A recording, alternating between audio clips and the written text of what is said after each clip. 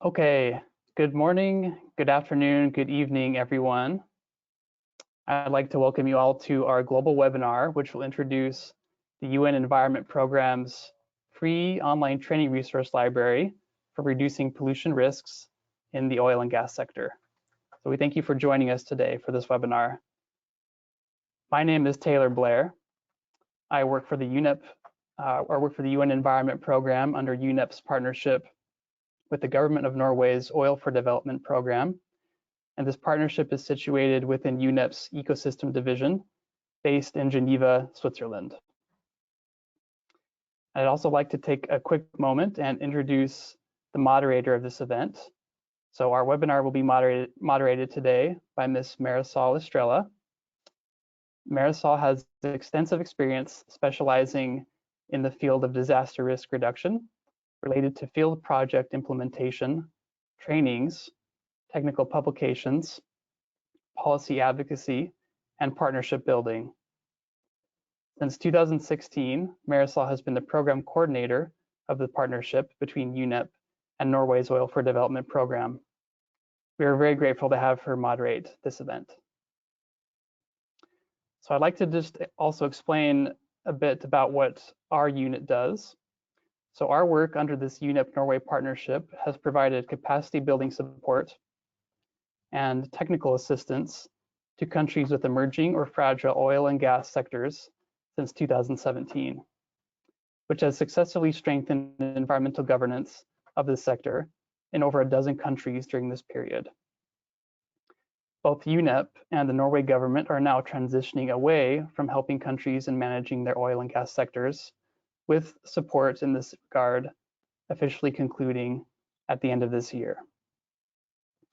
Our hope is that other players in the environmental management sector may step into this space we will leave behind and deliver necessary training to government regulators tasked with minimizing the various pollution risks and challenges in the oil and gas sector.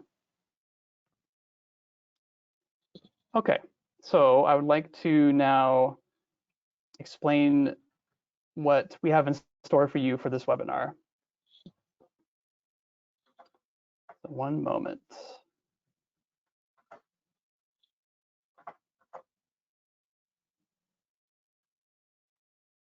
Okay, so the purpose of this webinar, we have 4 main outcomes that I'd like to tell you about that you can expect to learn today. So the first is to understand the primary waste pollution risks with the oil and gas sector. The second is to understand the role that training institutions play in effectively strengthening national environmental management capacity in the oil and gas sector. And 3, understand the challenges and capacity gaps faced by national regulators overseeing the oil and gas sector. And finally, 4, you will learn about how UNEP's new online training resource library can enhance your course curricula on pollution management of the oil and gas sector. And I also just wanted to quickly go over a couple ground rules and expectations for this webinar. So I wanted to remind you that this webinar will be recorded and will be uploaded to YouTube for you to watch later or share with colleagues. I'd also like to remind you that there are a couple files you can find in the handouts section. I know we will be talking about these handouts a bit later in the webinar. I'd also like to point out that there will be brief question and answer segments throughout the webinar.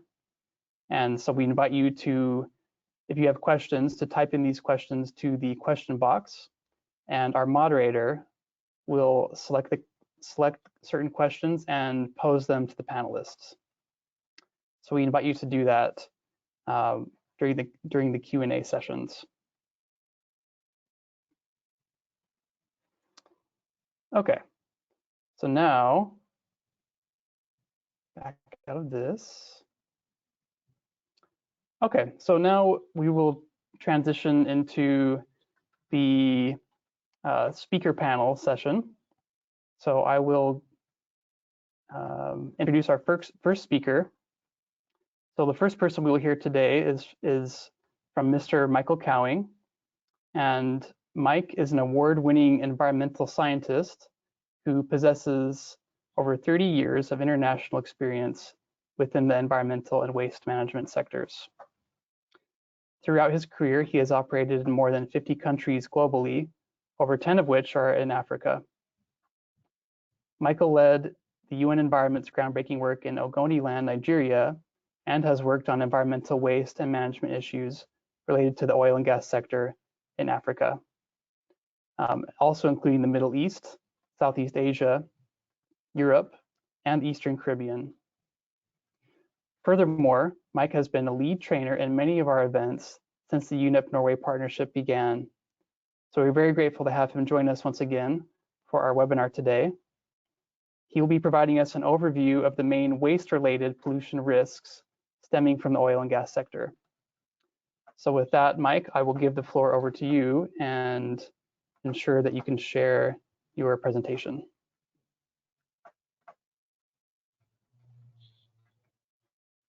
Yeah, thank you very much indeed, Taylor. So all I've got to do now is share my screen.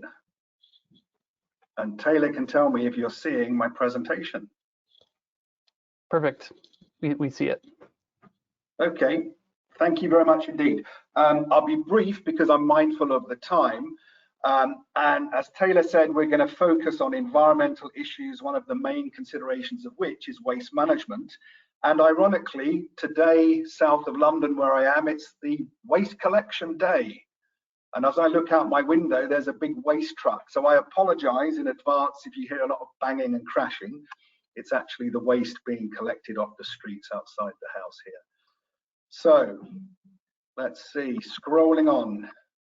Okay, I've juggled the order of the slides just to keep Taylor and Marisol on their toes. But I think this first slide is important in as much as it illustrates the fact that when we're talking about environmental impacts and waste management as it relates to the oil and gas sector, we've got to think about the whole life cycle of that sector, cradle to grave, as it were. So we are producing waste and environmental impacts during exploration, development, operation, and finally decommissioning. And that simple graphic there shows us during exploration, our environmental related impacts are fairly minimal, but then we have a significant climb in environmental impacts in waste generation when we get into development of the well sites. And then that somewhat decreases and plateaus throughout operations and then finally decommissioning. So we ourselves as environmental safeguarders, environmental regulators need to be mindful of, we've got to look at the whole picture, as I say, from cradle to grave, and what are the environmental and waste management impacts related to the different periods within the life cycle of the development, the oil and gas development. Again, this simple schematic here, it's showing an offshore oil platform. Typically, my experience in many of these countries is that offshore production is becoming the norm, particularly in Nigeria and West Africa. It's cheaper, it's more productive, and helps the oil companies typically manage a lot of the risks.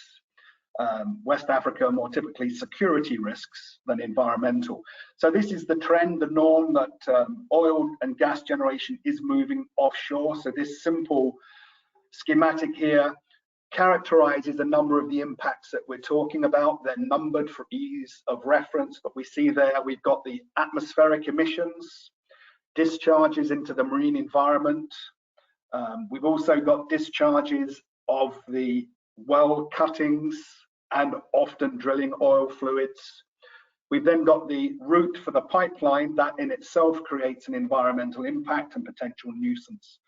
Then these ones colored in blue, these are actually impacts, but they're not direct. The first ones we talked about were direct. These are more indirect, and that's things such as number 5, we have to be mindful of the waste products, those waste products which are being transported to shore, what the impacts on the waste handling and waste disposal facilities are. On that point of moving waste, when you quite possibly are having to review the environmental impact assessments or license conditions for the operator, the planning application, then very often you might see that the proponent, the operator, will say something glib about waste disposal, such as cuttings or waste products will be disposed at authorized facilities. Now that's kind of a catch-all phrase, and it suggests that they haven't done their homework and they actually at that stage don't know where the waste is going to go. So I just flagged that. Be very mindful of these generalities. You're looking for specifics. Where specifically are those waste products going to end up? We've also got impacts on the water quality, which can potentially affect the marine mammals and fish. We've got atmospheric emissions, which can lead to localized impacts such as acid rain and deposition on land. Then finally, number 8, we come back to a more direct, which is the installation, the construction of which, the waste products of which can often lead to physical impacts, if not toxic impacts. Physical impacts such as smothering of the benthic fauna and flora. So as we've seen, this is just an amplification here of some of these impacts that we can talk about. We've got impacts on the marine environment. We've got impacts from emissions. And when we talk about emissions, emissions covers a number of things. Can be acoustic in terms of vibration and noise, as we know that this can impact on marine life, marine mammals such as whales and dolphins.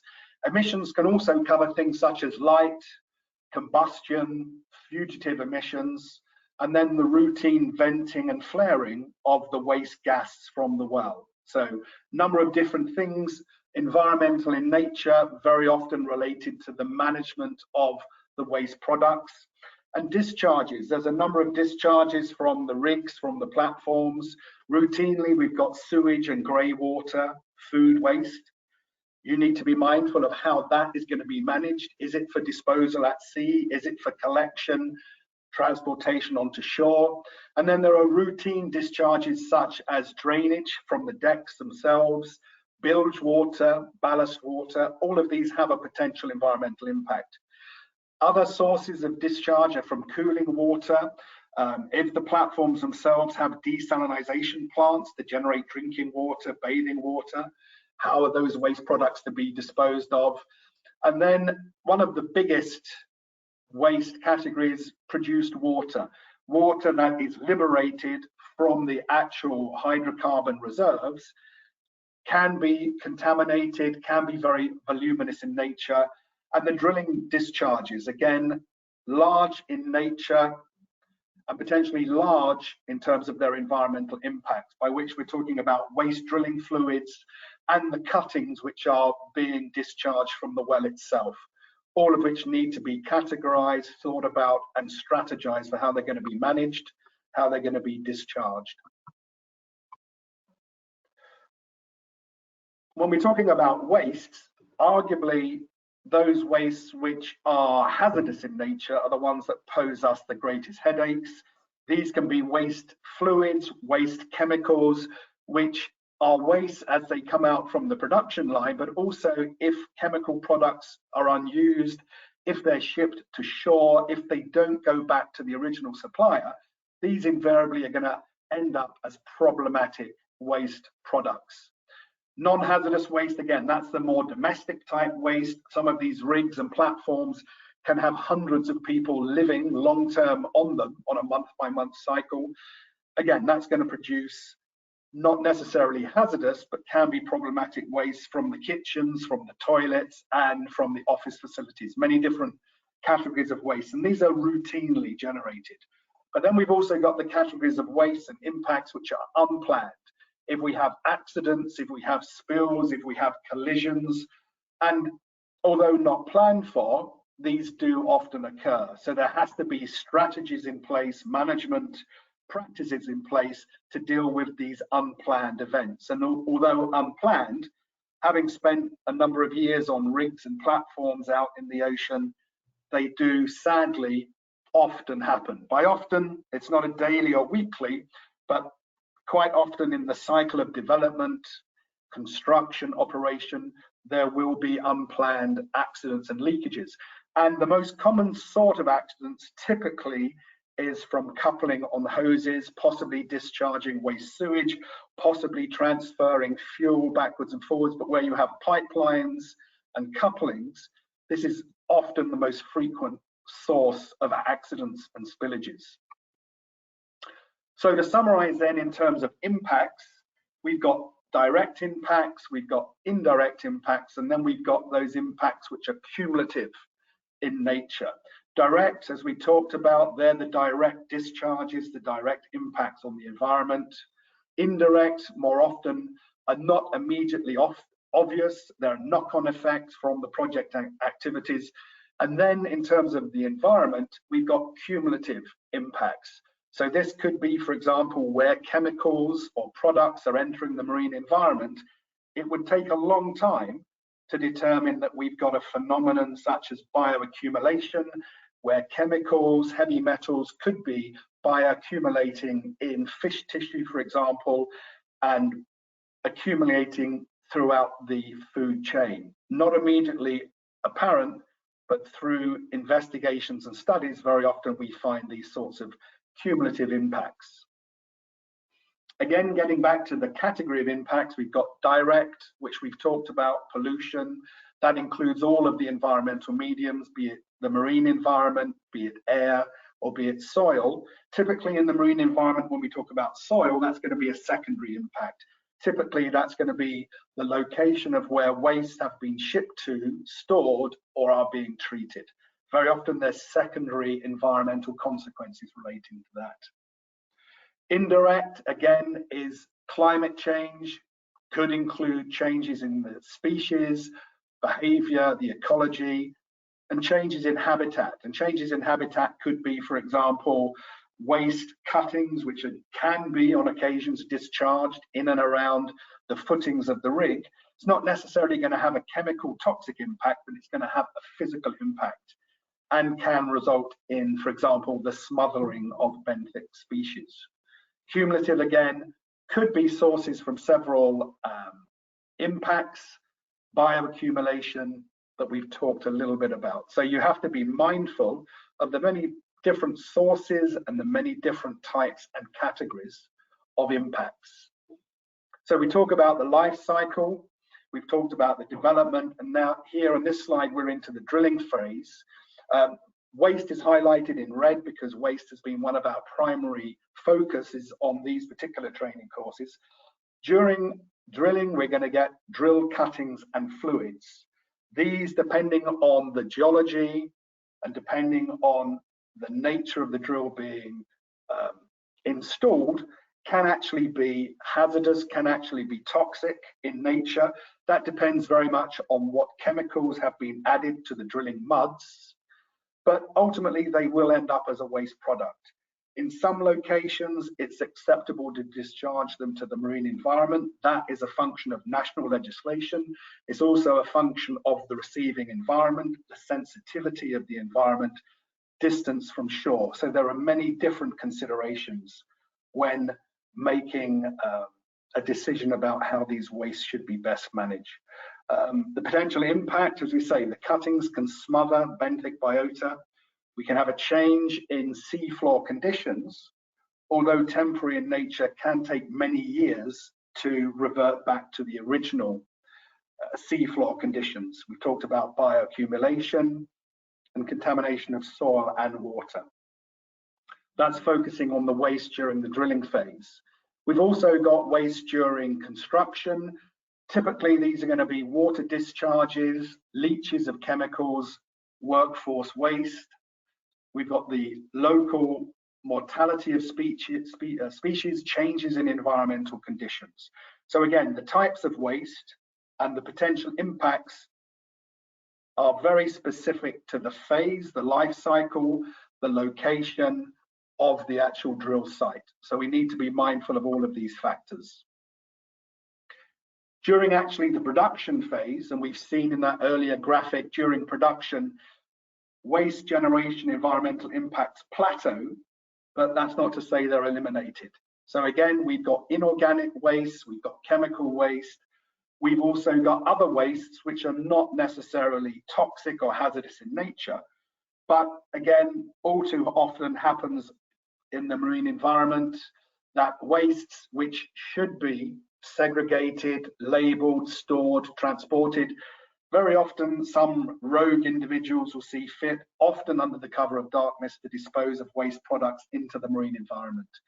And the consequences therein, even though, as I say, it could be a physical impact, but as we've seen, can have a very severe impact on the marine environment, on mammals, ingesting the plastic waste, getting entangled, etc., etc. Just a little bit talk about the waste types. We've got the process and production chemicals. This is where we find a lot of the toxic chemical materials. Hazardous waste would include solvents, spent chemicals, lubricants, paints, etc., etc. And the other category we need to be mindful of, non-hazardous. This could be office type waste, waste from the living facilities, scrap metal, packaging. All needs to be planned for, and that plan needs to be executed and followed. And you, as the environmental regulators, it's your job to ensure that which is articulated in the plans is actually being executed. In terms of how can we better manage some of the chemical wastes, some of the impacts from the chemical waste, good practice internationally is that we should be, or the operators should be, and we should be encouraging them to adopt low toxicity chemicals wherever possible. And it is broadly possible. And there are a number of international practices and protocols in place where we have the International Harmonized Control System, and that's abbreviated there to IHCS. The operators should be familiar with and applying these international protocols. Using a closed system, closed in the sense that to the extent possible, we want to be collecting waste fluids, drill cuttings, all sorts of other waste categories, shipping them to shore where we're talking about a marine environment, and then making sure that the correct disposal procedures are actually being followed. How do we check up on this? There's documentation. The platforms will have their waste logs. We need to be examining the logs. We need to be looking at the waste manifests, which should be tracking the movements of waste. And finally, at the point of disposal, we need to be checking their documentation to make sure that we've closed, as it were, this cycle. There are other disposal methods that don't always involve having to ship the waste to shore. And again, this is dependent upon locality, geology, the prevailing conditions. But when we're talking about a large waste flow, such as water, spent water, discharge water from the wells, there is the opportunity for re-injection. The developer will put this forward if feasible. You have to look at that on a case-by-case basis and see that it is environmentally acceptable and is being correctly administered. Where there is discharge allowed to sea, and I stress that this is a function of national legislation and of locality, we need to be looking at what can be discharged, and anything which can be discharged, if indeed anything can, we've got to be looking at their toxicity and other factors such as their bioavailability, their likelihood for bioaccumulation. So again, we have to be very pragmatic and thorough in following all of these steps through the approval and regulatory process. Where we're talking about hazardous wastes, we do not want them being discharged into the marine environment. Where they are, their impacts can be temporary and localized, can impact on water quality, toxicity effects to marine life.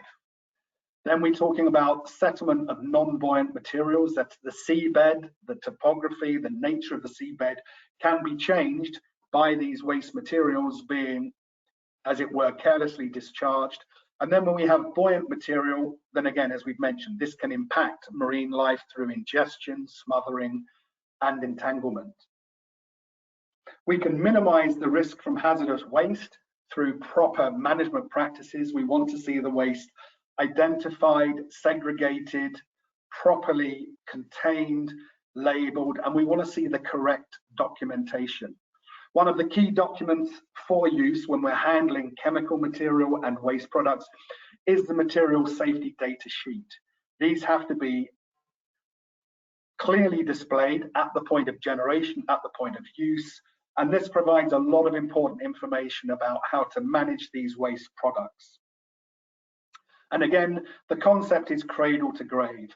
We need to look at the waste impacts, we need to look at the environmental impacts from the point of production, transportation, use, and finally disposal.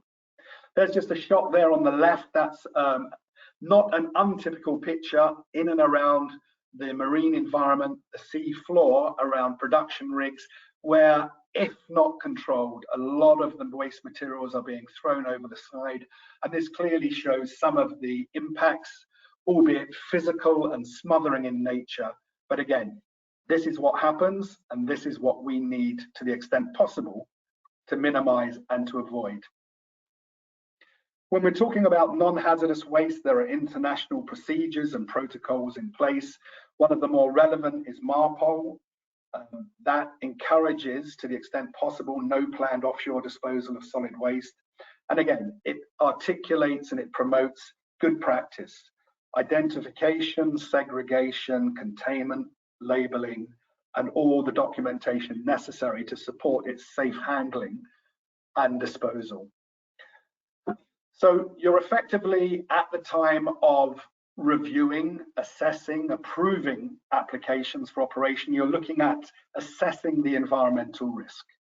And there are a number of factors which contribute to environmental risk. And just to summarize those, we're looking at time scale, the time frame. Over what period of time are the impacts likely to occur? Are they temporary or permanent in nature? What is the magnitude of the impacts? What's the nature of the impacts? And again, we've got to look at the receptors, the receiving environment. What is the level of sensitivity of the receptors? How are they likely to be affected? When we're doing this risk assessment, as it were, typically the operators will pay consultants to do the risk assessment. You, on the regulatory side of things, won't be doing the risk assessment, but you will quite often be in a position where you have to assess the risk assessment as submitted to you for your approval. So again, you're looking at the life cycle from construction, operation, decommissioning. You've got to look at planned and unplanned activities, emissions, discharges, and waste. You've got to determine what are the types of impacts. Are they single, multiple, cumulative? The vulnerability, the sensitivity of the receiving environment. What are the natures of the types of waste which are going to be handled? In what volumes? And again, I stress importantly, where are they going to be disposed of? If they're submitting a credible plan, they need to have looked at what disposal facilities are available locally, nationally. If not, they're going to have to be trans-boundary issues, transporting them by ship or by road to licensed facilities in neighbouring countries. All of that has to be factored into this risk assessment. When we're looking at risks, we look at two main categories: the severity and the likelihood.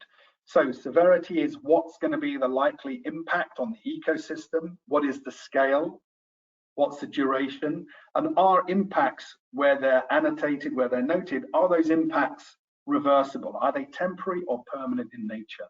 And when we talk about likelihood, it's about how likely an occurrence is, under what circumstances would it occur. And always we have to be precautionary in our approach. We can translate that into an environmental risk matrix, where vertically we're looking at the severity, horizontally, what is the likelihood?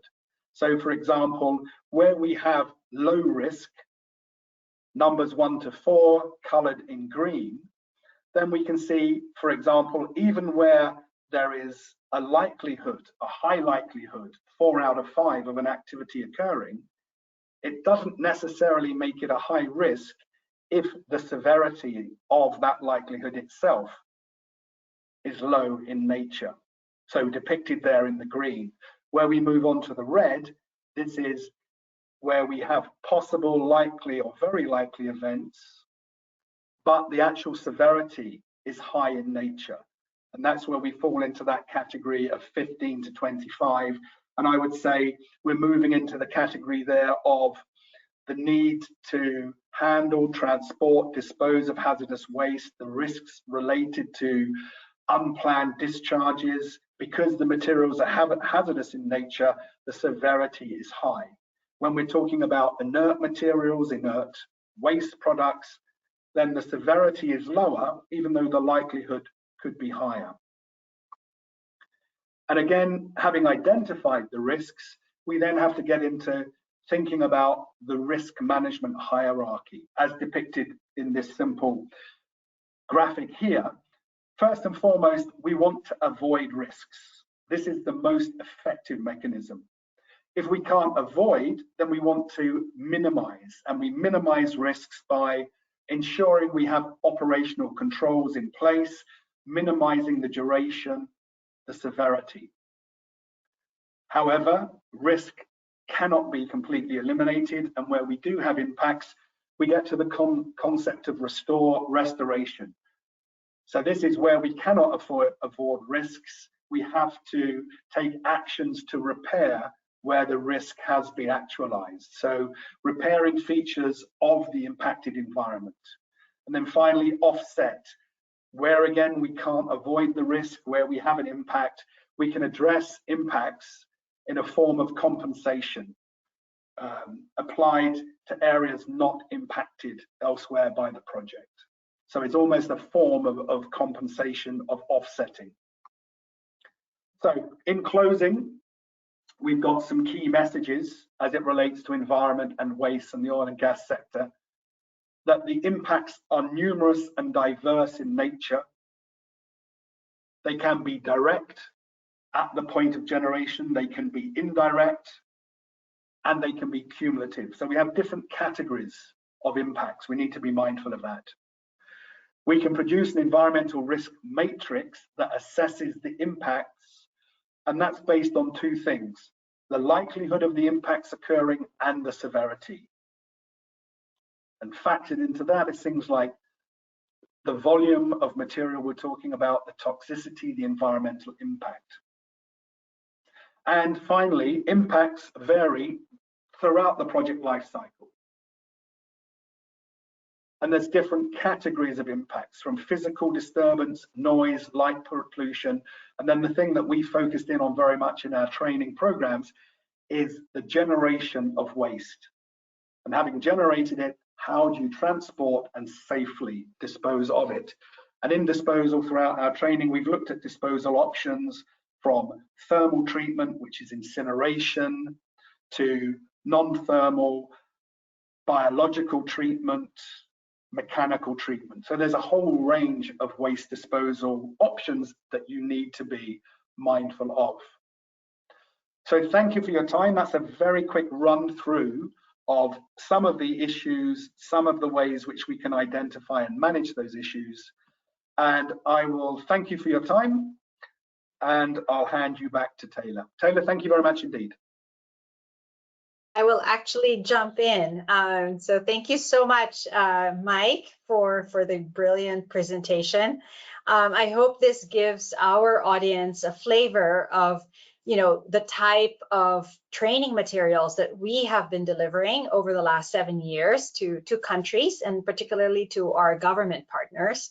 And Mike has been our course leader actually in developing and delivering our hazardous chemicals and waste management course, which is actually one of our foundational courses under this collaboration that we've had with Norway. So it just gives you, we wanted to first just provide the context in which we are, talking about and hoping that to interest you in some of the training materials that we have developed and delivered over the years. So definitely Mike is our ambassador now in being able to communicate some of these important environmental issues related to upstream oil and gas development. So I will take a few clarification questions now before we move on to the next speaker. So you can post your questions in the question box in your dashboard. So there is one clarification question here, Mike, from Estefania Almeida. And her question was can you just explain, I think, what she means as bilge water, wastewater coming from ships, I believe. So if you can just elaborate a little bit more about that waste product, like how is it then also related to oil and gas production?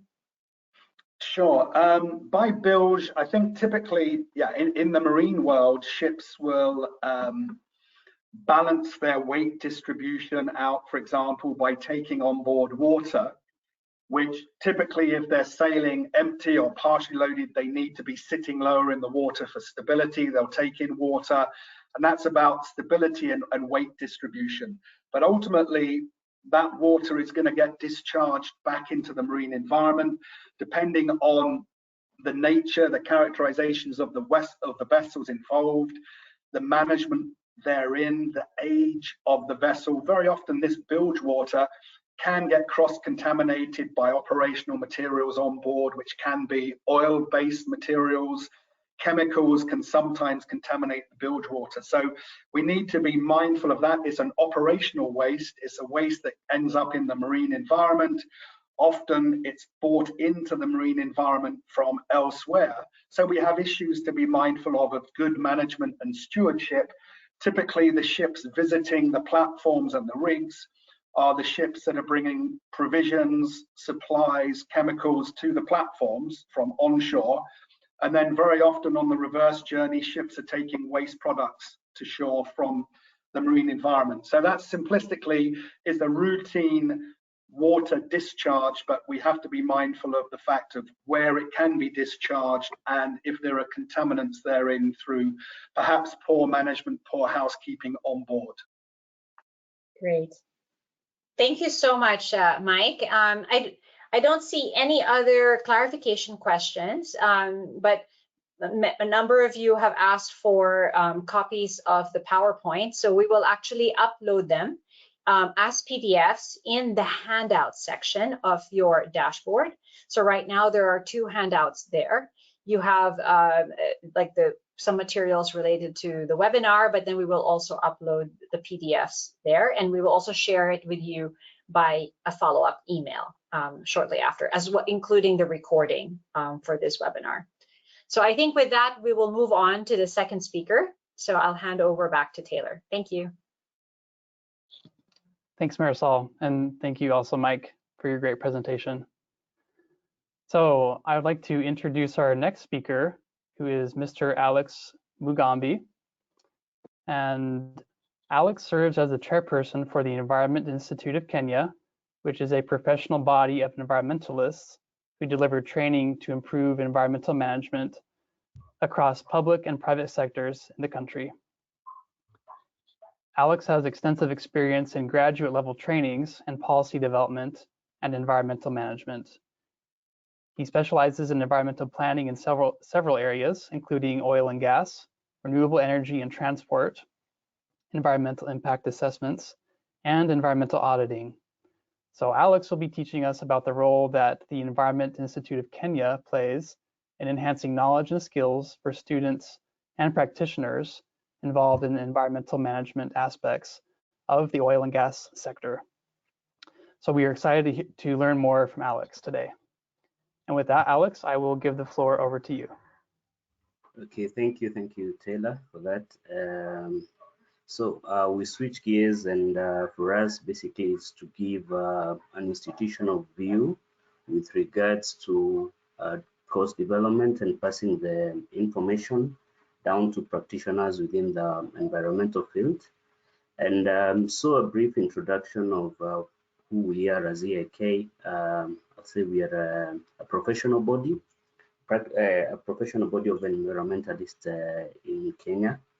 We rank over 4,600, that is for the active members, people, with across the environmental, the general environmental sector. So our core mandates are Our core mandates are one, we said we promote and we improve standards of conducting environmental assessments and other environmental tools which boost the environmental management. Secondly, we identify and address all contemporary environmental challenges within the country, basically not identifying, but also helping come up with solutions on the same, and that is because of the wide network we have. Then we have an administrative role of also maintaining our institute membership, making sure we equip them with specialized trainings on technical issues, since the environment sector is has forever emerging issues. Then we also promote sustainable development, that is skill development within the public and private sector. This includes research, knowledge dissemination, and also giving key talks on topical issues.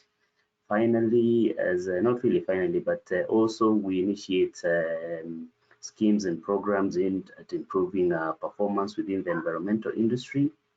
We go further by also trying to recognize and reward individual organizations that have highest environmental standards, so that all other players within the industry can emulate the same. So we have been on this journey with UNEP and NORAD for quite a while. That is from 2019, and the call basically started with the need to develop a course, a short course rather, that would address the oil and gas environmental management issues. You realize that within the African context, specifically, I'll say Kenya, Uganda, that is the East African region, we are emerging. We're emerging in terms of oil development. In Kenya, we have reserves at Stalo. In Uganda, they are also exploring them. We have also offshore prospects. So it became quite a topical issue or matter that we needed to address, and to equip the professionals that fall in our brackets of Environmental Institute of Kenya. There was need to develop this course.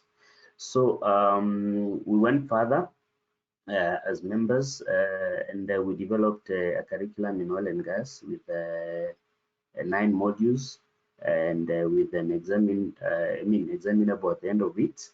And they were quite short because we were looking at a 5-day kind of a training. On top of this, and to actually understand the process, we also facilitated 3 UNEP NORAD-led webinars, specifically targeting on the oil sector. So our initial meet, or rather our initial prospect in this program was one, to have all universities in the oil for developing countries and the lead institutes that offer knowledge management to come together and develop one program that can be replicated across the countries, and to help the professionals or the practitioners within the field to have a proper grasp of what is happening, of what to expect, of what standards to go with when they are working within this industry of oil and gas. So for that initial call, we had Kenya represented, we had Uganda represented, we had Ghana represented, we had South Sudan represented, and Tanzania. Though with time there was natural attrition, guys kept on dropping, but we came up with the core areas. That was the upstream sector, targeting exploration, development and production of crude oil and natural gases, and all the aligned environmental challenges or management practices that could go on. Then we had the midstream sector, targeting transportation, storage, and refinery.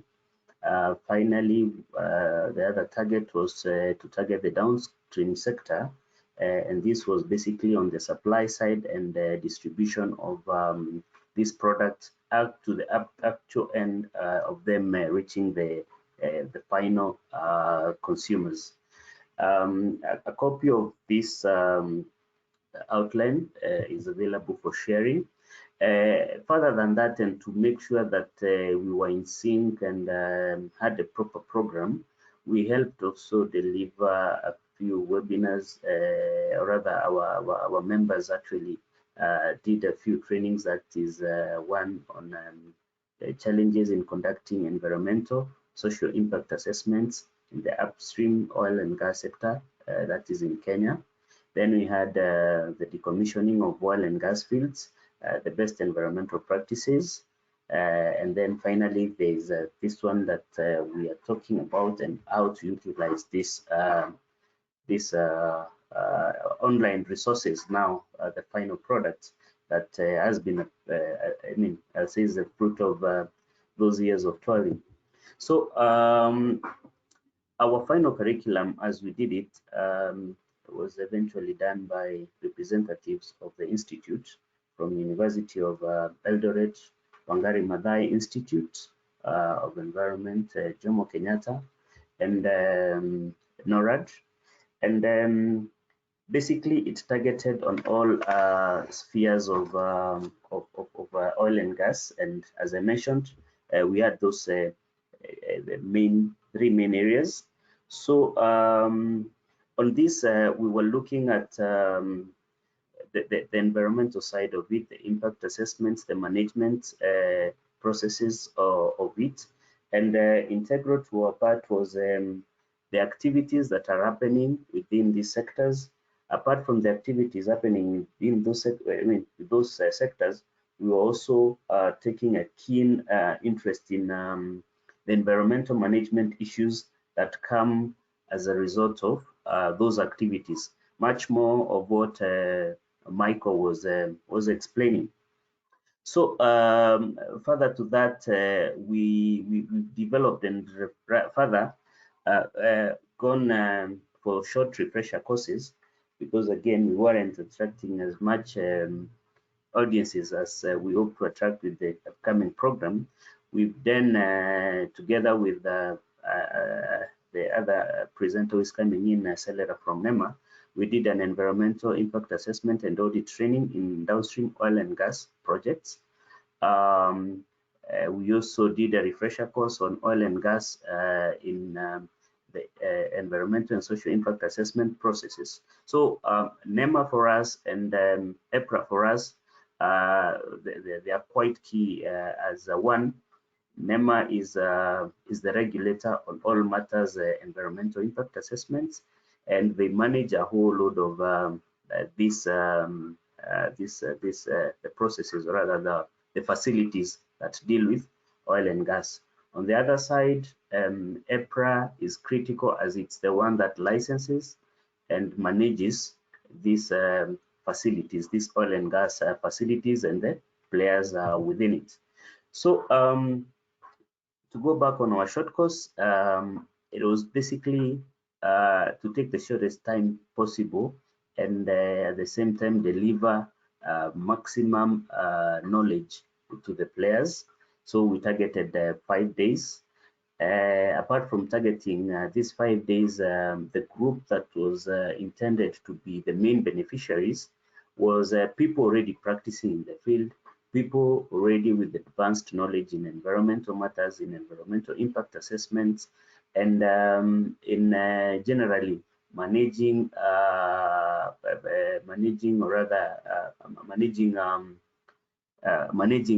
facilities that are handling oil and gas. So as I said, we had those three main areas, that is the upstream, the midstream, and the downstream. And critical for us was a focus on the operational activities, and from these operational activities, give environmental management standards, solutions, and best practices.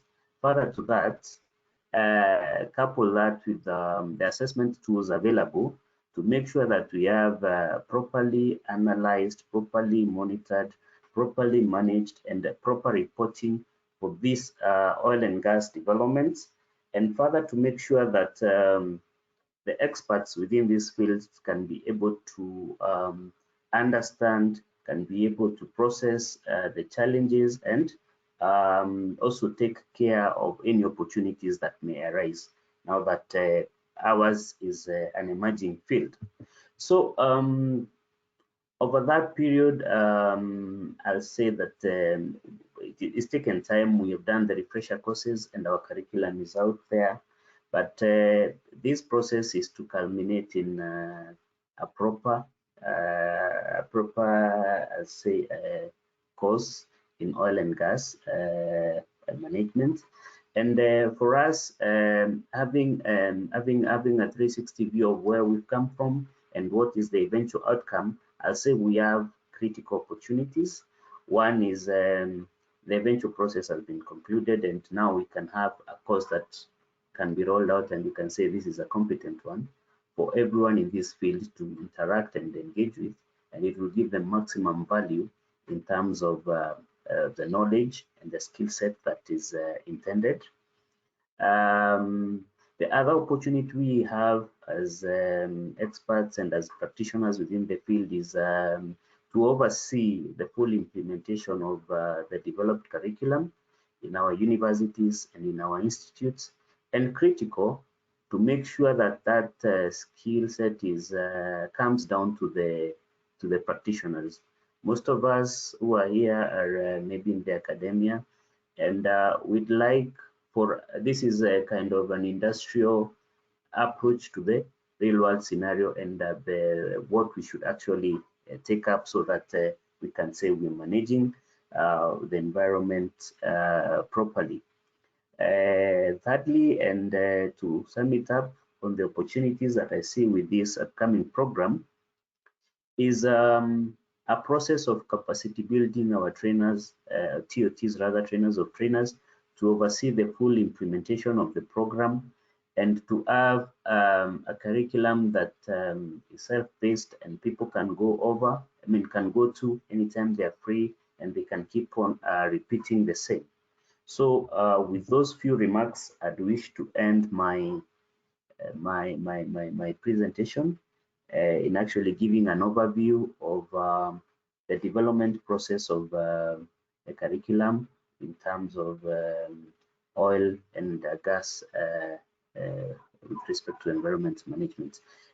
Thank you, Taylor. Marisol, back to you. Thank you so much. Thank you, Alex.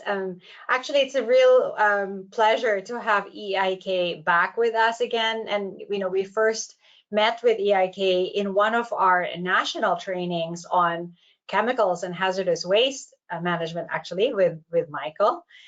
So we made first contact with EIK during that national training, and we discovered this wonderful training institution that supports capacity building of especially EIA practitioners related to many topics, but they wanted also more expertise on oil and gas. So we started collaborating with them.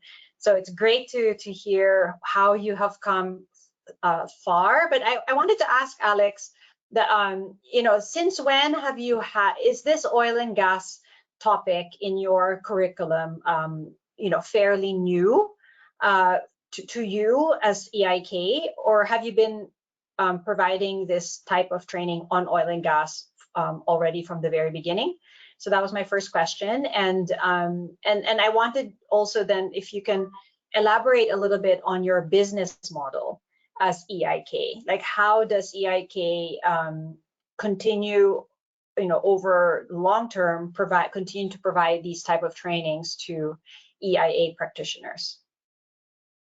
Okay, thank you very much, Marisol. I'll say the training per se is not new, but our major focus was on where we have the majority of the interests, and the majority of the interest for us is in the downstream, because that is where most of the activities are. In our country, I'd say upstream is quite a closed circle because we only have Tullow as a major explorer. The midstream again is quite limited to a few players, but where we have the bulk of the work is in the downstream, that is where a lot of regulation is going around. That is where a lot of developments are going around. And that is where it is critical to make sure that we impart that knowledge and skill to the practitioners. Critical for us is the EIA process, the ESIA process, and the audit process. Oil and gas basically within the countries are controlled substance, and so it comes with that level of a higher level of understanding and a level higher of engagement, because the industry has its own standards. And we make sure that the majority of the experts are abreast with these happenings. And that was why we had a major focus on the downstream activities. So at least once a year, there's that refresher course to make sure they understand that process.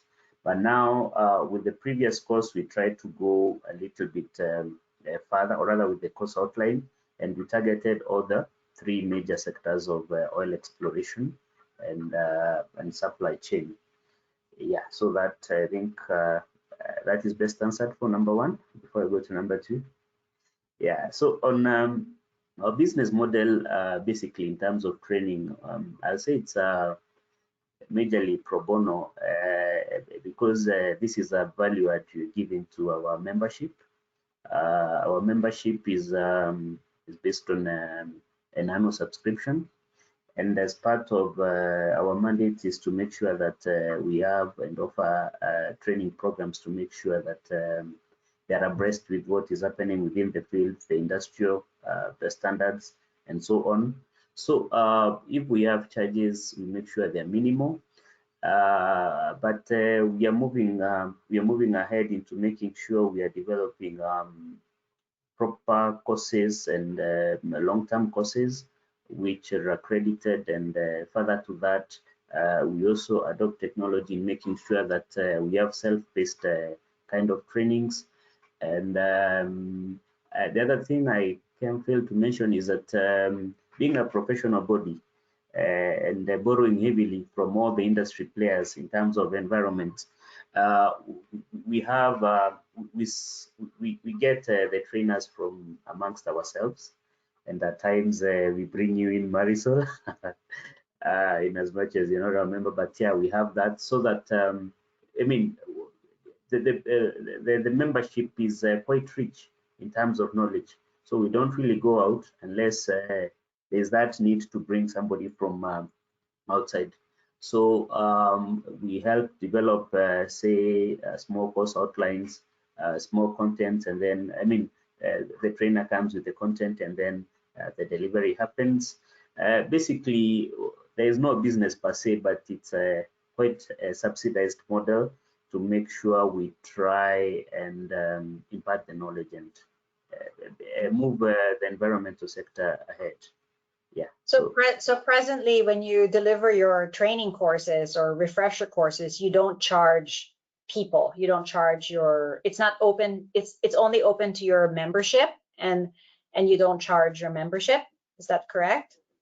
Yeah. Now, depending on the type of membership we have, no, not membership rather, but the kind of training we have, this year actually we've adopted a no charge for the short talks and refresher courses.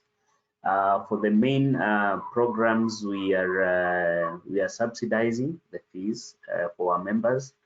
Any non-member actually has to pay.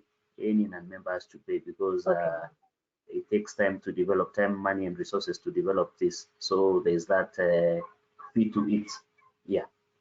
Okay, so there is that sort of revenue stream that comes in, like that you charge, let's say, non-members full fees for taking a course, and half price, let's say, for your members. And you mentioned, future developing accredited courses so that it has more of a financial value in the future. I'm just mentioning this mainly for our audience to get also some ideas, or maybe this is something that you can share in terms of your other trainers experiences, and how to generate these long-term sustainable models for training national experts and practitioners. So that's also something that we want to promote and encourage, that, like national bodies like EIK, train and produce national experts. So it's not always externally driven for some of these trainings. So that is also one of our objectives of why we want to launch this training platform, to make these materials more accessible. Just another note before I turn to the next speaker, our final speaker as well, whom you would also find very interesting, is to just note that our training materials really focuses right now on the upstream oil and gas sector. So it's very interesting to hear from Alex that there is high demand for downstream. So if there is that market demand for downstream, maybe that's something that other training institutions on the call may wish to partner and reach out to EIK to collaborate, because they already have these existing training courses for downstream. So, we also welcome this cross institutional collaboration as a result of this webinar. Okay, so with that, I think I'm just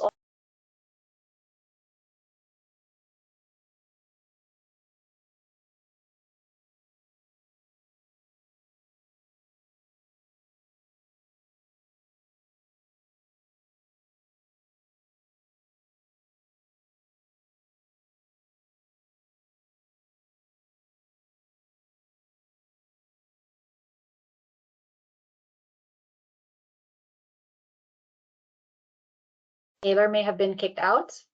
Can you hear me? Yes. Okay, there's Taylor. You're muted. My audio wasn't working, but I'm back. Okay. Oh, we're good now. Okay, everything's okay. Just wanted you to briefly introduce Salela before she starts her presentation. Thank you. Great. Okay, so I'd like to introduce Ms. Salela Okoth. Salela is a Senior Principal Environmental Compliance Officer at Kenya's National Environment Management Authority, or NEMA for short. Salela's experience at NEMA has spanned 15 years, and she currently serves as the Director of the Petroleum Desk.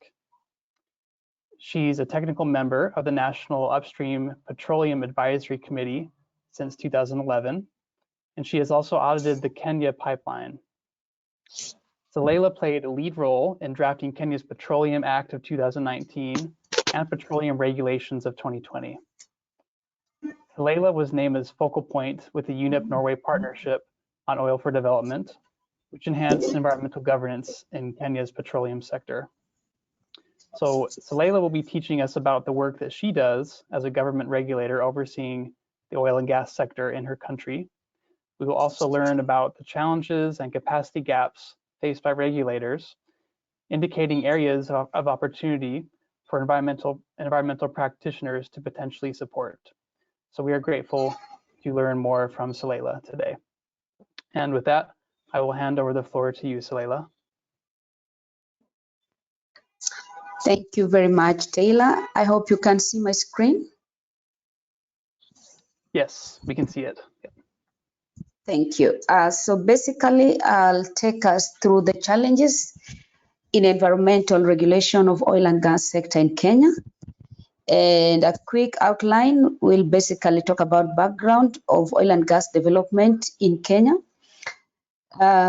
We also want to appreciate what kind of capacity we have received, more specifically through the support of UNEP and OFD NORAD, and what are the gains? Well, how has the training built us? What are the gains? What are the impacts of the training? And probably also acknowledge that we still have some capacity gaps, and probably how do we then strengthen environmental regulation of oil and gas sector in Kenya. So the sector, the upstream sector in Kenya, of course, there's been a lot of exploration, and this has been both onshore and offshore, and Kenya has 4 sedimentary basins. So we have the Anza, the Lamu, Mandera, and Tertiary Rift. And so far, 94 exploration wells have been drilled in 4 sedimentary basins. And in 2012, Kenya made oil discovery in Lokichar Basin, that is somewhere in a county called Turkana. It's the northeastern part of Kenya. So the development of upstream is yet to take off. But in the meantime, there's we had what we call the early oil pilot scheme, the EOPS. And in the middle of the photo there is the tracking that was done, which was done to test commercial viability of the oil. So basically, these trucks used to move all the way from the northern part of Kenya or to the coastal part of Kenya. So quite some distance, over 1,000 plus, to reach that particular export zone where we have our port. So far, in the interest of developing upstream, the field development plan is in progress. It has not been finalized. It can only be finalized once it gets the nod of the cabinet, and that is yet to reach the cabinet level. So then that would clear upstream development. We have processed an environmental and social impact assessment for midstream for crude oil, and that has not been developed, but approval already has been granted. Then narrowing down to another level of midstream, we have for processed hydrocarbons, which is done through pipeline transportation covering major cities. So we have from Mombasa, we have then to Nakuru, we have then to Eldoret and Kisumu. Then we also do tracking, that is for targeting mainly the midstream access, the downstream access, sorry. And the pipeline transport is owned by a government entity called Kenya Pipeline Company.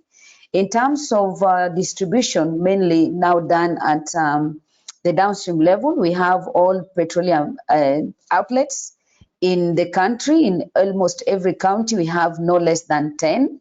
Actually, there are quite a number. And basically, there's now the retailing bit. I also want to recognize the existing legal framework that regulates the oil and gas sector. So we have the Petroleum Act of 2019. We also have the Framework Law on Environment, that is the Environmental Management and Coordination Act of 1999, which as it is today still has weaknesses in effective regulation of the upstream and midstream sector. In terms of capacity development, you want to really acknowledge with appreciation the support we have received from OFD NORAD and UNEP since 2016 that has strengthened Kenya's capacity in many areas.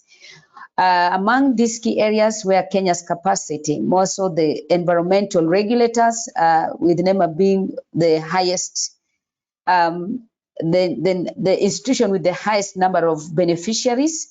We have oil and gas operations in environmental sensitive areas, contaminated site assessment, environmental impact assessment for upstream oil and gas operation, the International Maritime Oil Pollution Preparedness, Prevention and Response Corporation, which we done level 1 to 3.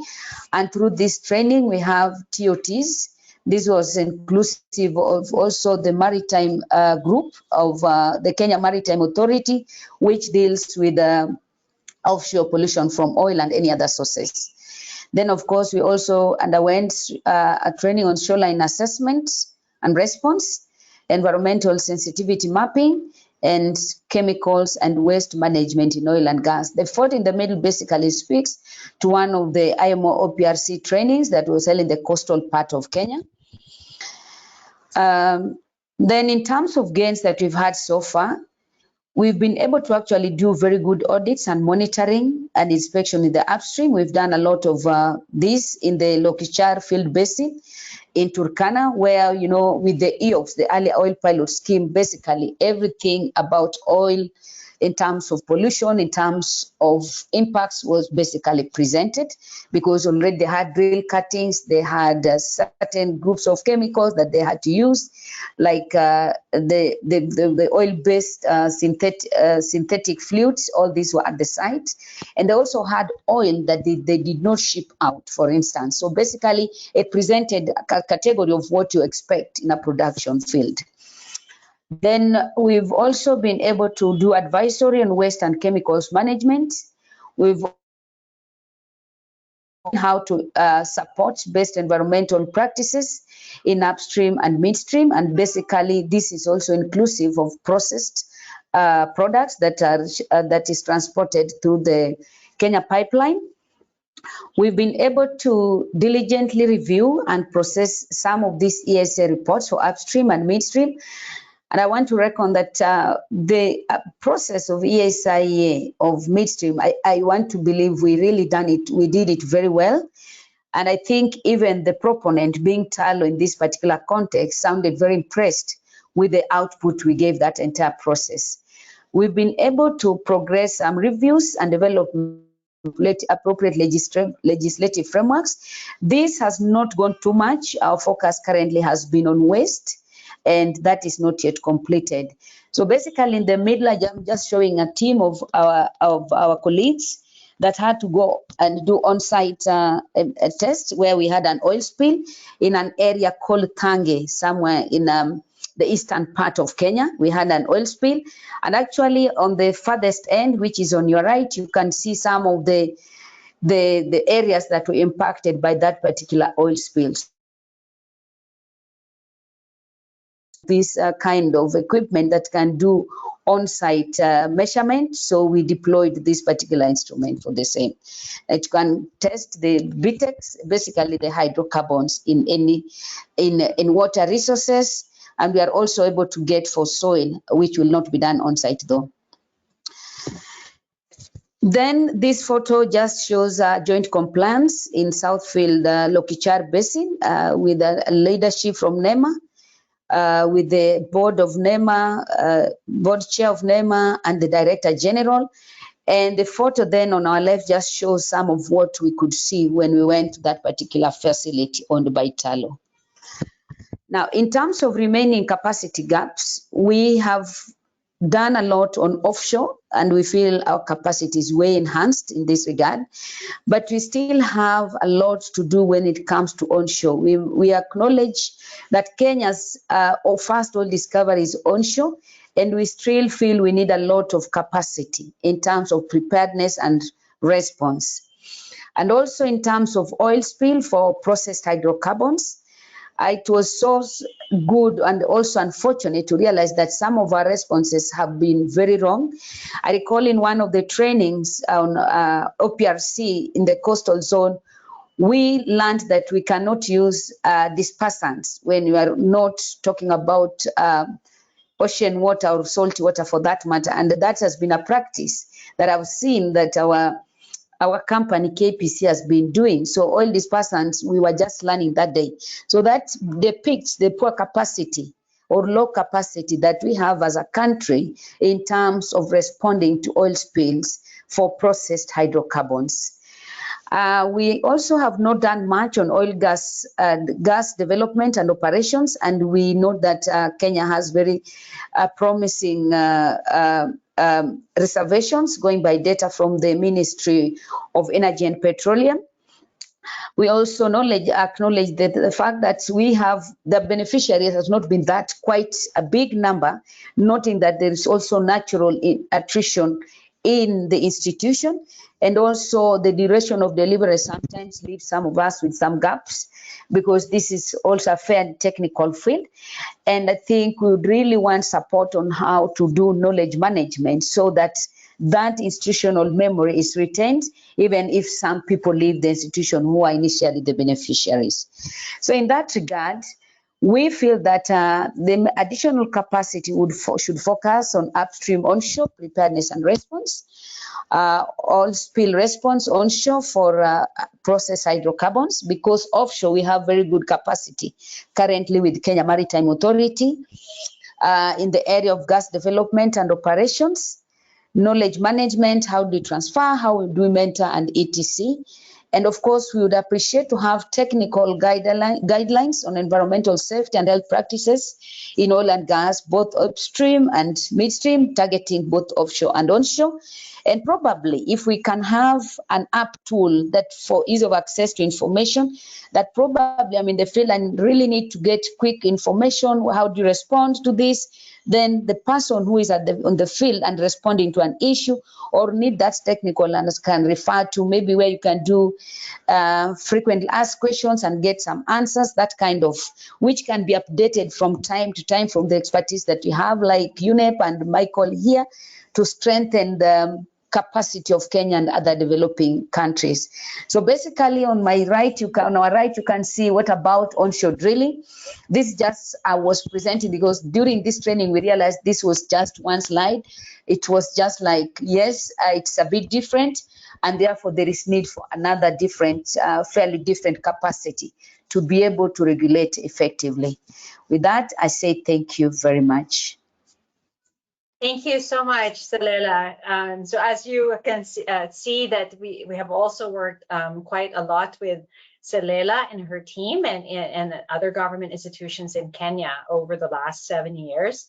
And it's very gratifying to hear what you have done with the trainings. And of course, there's always capacity gaps. And we asked Salela actually to present on these capacity gaps for our audience in this webinar to hear, some of the potential needs and asks from potential participants or trainees that you can develop trainings for. So these are sort of some of the capacity or additional training materials that could be developed where there would be a demand, let's say, from government institutions and from the market, let's say, to be able to beef up knowledge and skills. So I think what I also found interesting, Salela, in your presentation is that you made a comment about also getting training on knowledge management and how to transfer knowledge in order to reduce the loss of institutional memory, and so even some of those basic things of how to manage knowledge institutionally would also be beneficial. So I mean, maybe that's something some of the training institutions in our audience can also help address and develop further. So I actually might have here a question from there is a question here for you, I think, Salela, like, what's the name of the equipment you use on spills to measure BTEX? And what's the degree of accuracy of the equipment? And how reliable is the data obtained in comparison to data obtained through laboratory analysis of samples from a spill site? So this is from Bisan Yabuwat.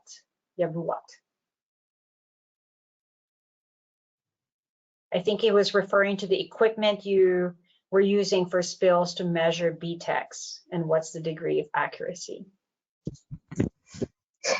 Okay, thank you very much. I'm not the expert in this line. We have our laboratory manager that does this for us. But I want to say that on-site assessment also does not stop there. We always collect samples and take them for analysis in the analytical lab that we have. And also sometimes we use other laboratories to do additional tests for us. So in terms of accuracy, I cannot comment authoritatively, but I can still engage my colleague, the laboratory manager that has been doing this for some years, and probably share this feedback with Marisol for the benefit of the person who is interested in understanding. Thank you. Thanks very much, Salela. Before I take in further questions, I'm mindful of the time. So I just want to then, turn to my colleague, Taylor, just to present on the online training library and what we would like to do, which is why we invited all of you to join us in this webinar, and something that we would like to offer to you. And then I will come back to, if we have time, for some further questions. But I just wanted to give Taylor now, while we, for the remaining time, to be able to present on the training library. Super. Thank you, Marisol, and also thank you, Salela, for your great presentation. So I will go ahead and teach you all about this online resource library that we've developed. Okay. So just a quick overview of the content that's in this online training resource library. Right now we have 6 core submodules, which are also standalone courses in themselves. So we have a foundational course on environment and oil and gas. We have a course on hazardous waste and chemicals used in the oil and gas sector. And we actually already got a bit of a taste of this content from Mike's presentation earlier. We have a course on oil and gas operations in environmentally sensitive areas, one on oil contaminated site assessment and remediation, one on decommissioning oil and gas infrastructure, and one on managing associated gas. So these are the current modules that we have now on our website. So I'd like to just quickly tell you about where you can actually access these free open access materials. So they are housed on the Environmental Emergency Center website. And this is a website that's used by practitioners who do work with preventing and preparing for environmental emergencies. So as you can see here at the top, I've indicated in red where the resource modules are at, and that's where our UNEP module sits as well. So going into that resource section, you will find our main landing page for our resource library, which looks like this. So the main landing page just has some background on the types of pollution in the oil and gas sector, and also talks about the types of the different content that's within our library. And you can see on the left-hand side, the numbers, those are the navigation buttons that can lead you through the different sections of this library. So this is an example of one of the sub-modules. It's the course on hazardous chemicals and waste. And this is what the overview page looks like for this resource.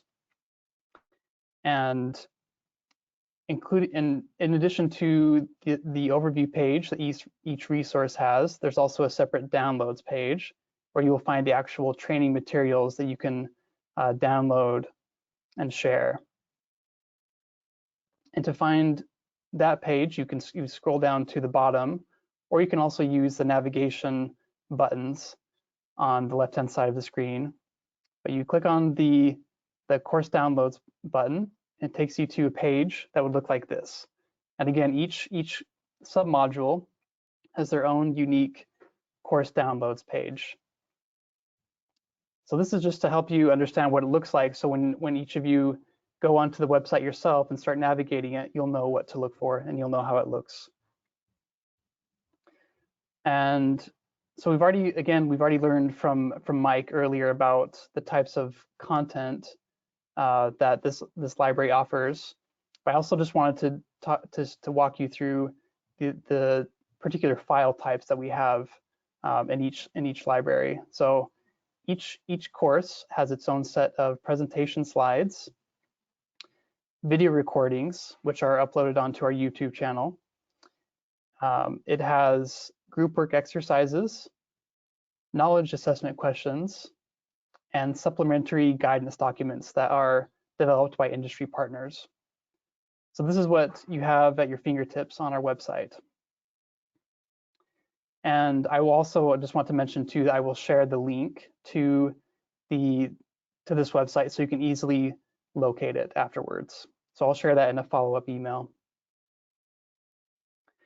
Okay, so I just also wanted to talk about why this is important and then how it can benefit you as instructors or practitioners involved in teaching on environmental management in the oil and gas sector. So as mentioned earlier, the UNEP Norway Partnership on Oil for Development will be concluding at the end of 2024. And as it's concluding, the support and technical assistance that we've offered to countries will also be ending. So with that, we're hoping to hand the baton over to others who are interested in taking up this space and delivering capacity building workshops to strengthen regulatory efforts in the oil and gas sector. So I also want to mention too that these training resources that we've developed are free, they're open access. So starting today, anyone who's interested can go onto the website and already start downloading the files and using them for their own learning or already integrating them into their course curricula. However, we have an additional opportunity that we wanted to tell you about for those who are particularly interested in using these materials to integrate into their course curriculums. So what we have in mind is to have a follow-up training at the end of this year, which will be more in-depth and probably a multi-day training where you would have the opportunity to learn from our course experts more in depth on the training material that's on our website, but also learning from our course experts on how to build your own course curricula for strengthened environmental management in the oil and gas sector. So how we would like you, or what we were offering, is for you to formally apply for this follow-up training opportunity by submitting a business proposal. So this proposal has 10 questions, and you can also already look at it now if you'd like. It's in the handout section on your screen. So it's in Word doc form, and it's a table, and you can fill out or you can respond to each of the question prompts. So we tried to make it as easy as possible for you to do that if you're interested. And the submission deadline for this business proposal will be Tuesday, May 28th. And here's just a screenshot that I took of the business proposal so you can have an idea ahead of time what it looks like. So we're basically looking for convincing applications for those of you who are genuinely interested in fully utilizing or leveraging UNEP's training materials and integrating them into your own course curriculums, either as an independent practitioner or in your course curriculums at the institutes that you work at.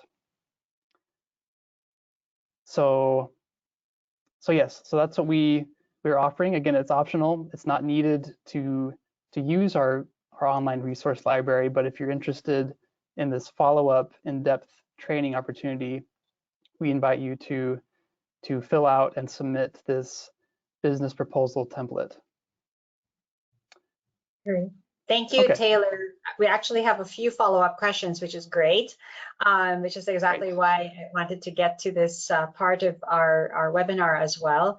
Would you mind, Taylor, putting the link to the EEC website here in the chat so people can already take a look at it? We will also follow up with an email on it, of course, but it's already there, so you can already start to take a look at it. And once again, this business proposal application that Taylor mentioned is available for downloading in the handout section in your dashboard. So it's really, so it's basically one proposal per institution that will be admitted, and it's really to gauge, you know, training institutions or training focal points in government institutions or in universities who are interested in further developing short courses or training courses, such as what you heard from EIK, and in moving that forward and in using some of our materials. So we're happy to do a training of trainers with you on that if you are interested and if you send us a convincing proposal to engage us with. Okay, so once again, the deadline is the 28th of May. And I think Taylor will now share the link to the EEC website. And then there is a question here about, what is it? Okay, hold on. Okay, so, well, how does, hold on. The people are asking for the links to the webinar recording. So we will also share that by email to everyone who has attended the course. So you can also share it with your other colleagues. And here, there is a question here. What current guidance in terms of capacity building does UNEP provide regarding regulatory compliance and best practices for pollution management in the upstream oil and gas sector, particularly in Tanzania? Okay, I think I can probably take that question. And then I also hand over to Mike, in fact, who has been giving a lot of trainings on our behalf. So For this, we've actually covered compliance monitoring and environmental best practices for upstream oil and gas in many of our trainings. So if you go to the EEC website, like our foundational courses, we have a foundation course on environmental management in oil and gas exploration and production. And then Mike's course on hazardous chemicals and waste management also all cover compliance monitoring issues there. Okay, and obviously, like, you know, what is really what we follow is what is, you know, standard international best practice based on IFC standards, for example, but also the national regulations. Mike, do you want to add to that? Like, what type of what do we follow? What does UNEP follow in terms of regulatory compliance, monitoring, etc., and best practice for pollution management? Yeah, thanks, Marisol. Good question. Just hedge hopping, I just wanted to go to the first question, which I thought was an excellent question, and it's a question that often comes up about field monitoring for hydrocarbons using portable equipment. My response to that is it's very good to have it. The price of it varies depending upon the particular models, but I would say as a rule, they're indicative. Handheld portable monitoring equipment for hydrocarbons are indicative.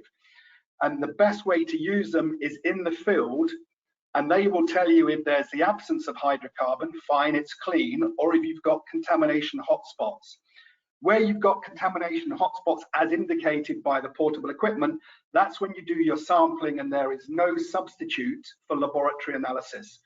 But a word of caution, if you're using national laboratories, fine, try to ensure to the extent possible you're using internationally accredited laboratories. Many are not. And very good practice is QA, QC, send about 10% of your samples to international laboratories, internationally accredited laboratories, preferably in Europe.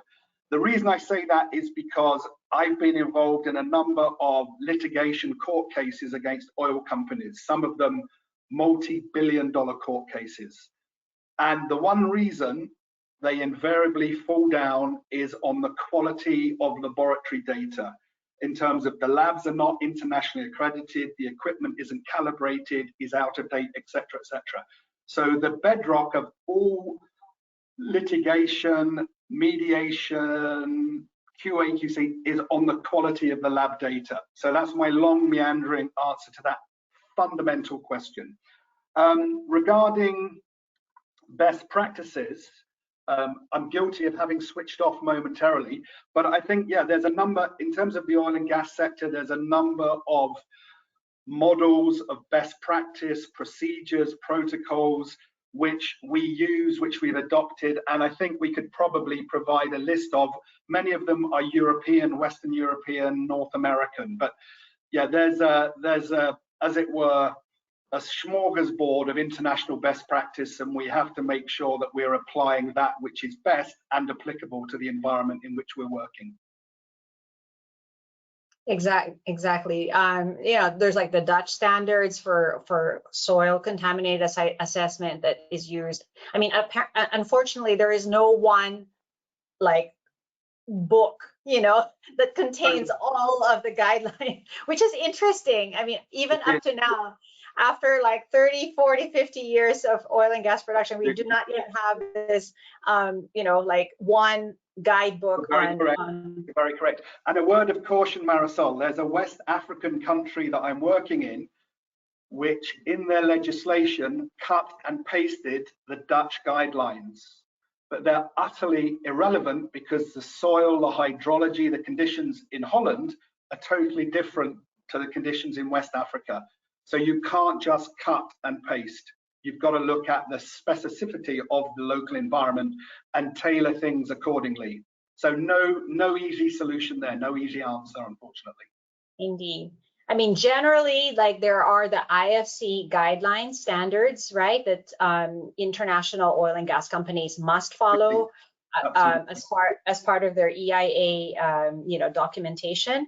But you know, when you go down to specifics, I mean, like we were doing a training in Iraq, and they were asking exactly these same questions, like, what are the guidelines for contaminated site assessment? And we're like, well, it depends, you know, you have to look, you know, it depends on the country, depends on your environment, et cetera, et cetera. So unfortunately, there's no simple answer. And when national guidelines don't exist, Marisol, and we've done our assessments, if we're looking at water contamination, for example, drinking water contamination, we can go to bodies such as WHO, for example, and we would use WHO drinking water criteria, or national standards where national standards exist, if they exist. And if they're as good or better than what we have internationally. So absolutely. That's the long answer to your question.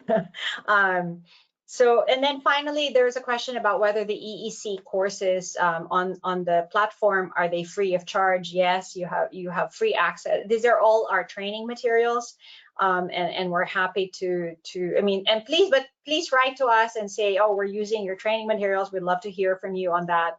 That would be great. Okay, so I'm mindful now of the time, and I'm also taking up a lot of time of our experts. So I just wanted to then, you know, personally thank our panel members for all their time and very good collaboration over the years, which I've been very, very privileged to be part of. It has been a really wonderful journey to go through this collaboration over the last 7 years, and that's why I also wanted to be part of this, handing the baton, as Taylor is speaking, to all of you who are in our audience, who are interested in and able to kind of continue the trainings and capacity building within your respective countries, especially on strengthening environmental governance, not just in the oil and gas sector, but in general. But the way I see it is that if you're able to strengthen environmental governance in the oil and gas sector in your country, then you have it already quite good. Like, it's always like the most difficult sector to regulate and monitor. So if you're able to do that effectively, you've done your job for many sectors already. So that's how I see our work. Taylor, I'll hand over to you now for final wrapping up messages. Thanks. Okay, thank you so much, Marisol. A big thanks to you for doing such a great job in moderating the event. And I also just want to add my thanks as well for the great presentations that we heard today from our speaker panel. So really appreciative of Mike, Alex, and Salela for giving your time and teaching us about the work that you do and teaching us more about what's involved in regulating the environmental impacts in the oil and gas sector. So just a couple final reminders. As mentioned earlier, I will be sending a follow-up email tomorrow that will include all of the PDF versions of the PowerPoints. It will include the video recording on our YouTube channel of this webinar. It will include the business proposal template, and it will also include the link to our EEC website where we have all these training materials uploaded.